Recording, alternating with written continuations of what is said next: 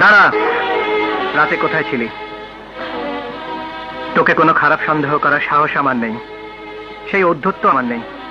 আমি শুধু জিজ্ঞেস করছি, এই অজানা অচেনা গ্রামে কোথায় রাত কাটিস? বল ঝর্ণা, সারা রাত কোথায় ছিলি? আমার কাছে আবার কথা ছিস? আজও আমায় পর মনে করছিস? আজও আমাকে দূরের মানুষ মনে করছিস? একই ঘরে একই ছায়ার নিচে তোর পাশাপাশি কে সেই পবিত্র বিশ্বাসের গায়ে এতটুকু অবিশ্বাসের ছায়া লাগতে দেয়নি। কারণ সেই ছোট্টবেলার খেলার সাথীকে জীবন সঙ্গিনী রূপে পাবার আশায় যে ছবি আমি হৃদয়ে এঁকেছিলাম সে তুই। আমি যাকে মনের সিংহাসনে রানী সাজিয়ে বসিয়েছিলাম সে তুই। আমি যাকে নিয়ে ঘর বাঁধার স্বপ্ন দেখেছিলাম সে তুই। আমি যাকে ভালোবেসে বউ সাজিয়ে আমার ঘরে তুলে আনার জন্য গয়না তৈরি করেছিলাম সে তুই। তারপরেও আমি তোকে পাইনি।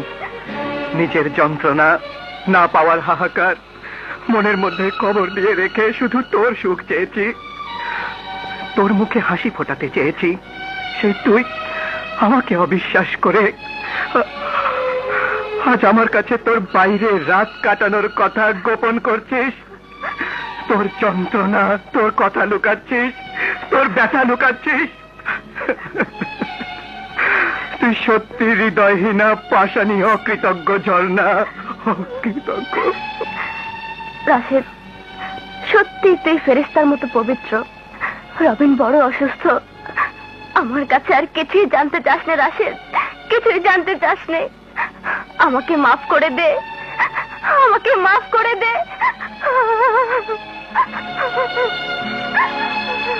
তারপরেও তোর ভয়? আরে রবিন তো আমার প্রাণের বন্ধু। এই কথা আমি কাকে বোঝাবো, কেমন করে বোঝাবো?